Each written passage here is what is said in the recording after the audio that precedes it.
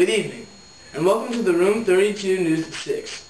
Joining us tonight is a man not only known for his brilliance in the discovery of gravity, but also his plethora of other important discoveries. Please welcome Sir Isaac Newton himself. Hey Eric, it's nice to be here on Room 32 News. It's great to have you here, Isaac. So tell us a little bit about yourself.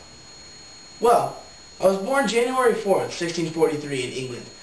I am a physicist, mathematician, astronomer, natural philosopher, alchemist, and theologian, and I am considered by many scholars and members of the general public to be one of the most influential scientists in history. In fact, my 1687 publication of the Principia is considered to be among the most influential books in the history of science, laying the groundwork for most of classical mechanics. Can you tell us more about this Principia? Certainly. In my Principia, I describe universal gravitation and the three laws of motion which dominated the scientific view of the physical universe for the next 3 centuries. I also showed that the motions of objects on Earth and of celestial bodies are governed by the same set of natural laws by demonstrating the consistency between Kepler's laws of planetary motion and his theory of gravitation, thus removing the last doubts about heliocentrism and advancing the scientific revolution.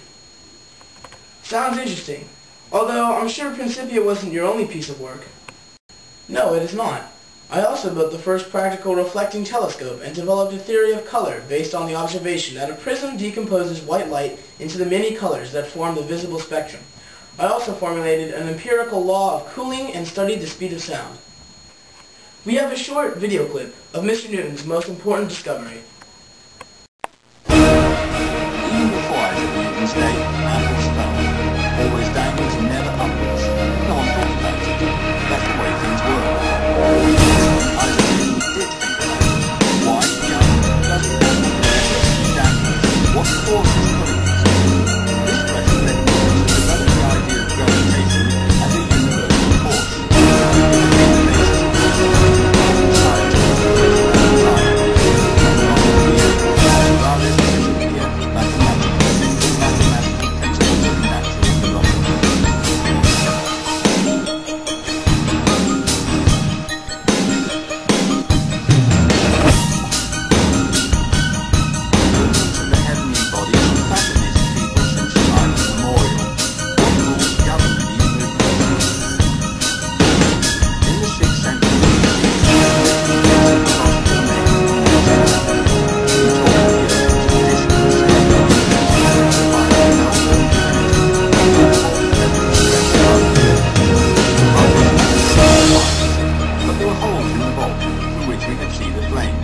These holes were the stars.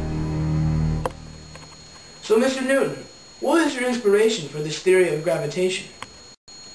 It all happened one day when I was sitting outside admiring nature, when I looked up and noticed apples falling from a distant tree.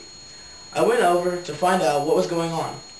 Sure enough, when I walked over and sat under the tree, an apple hit me on the head and I wrote down my theory of gravitation. It just came to me. Very interesting. It was great to have you on the show, Mr. Newton. For all of us here at Room 32 News, I'm Eric Davis. You stay classy.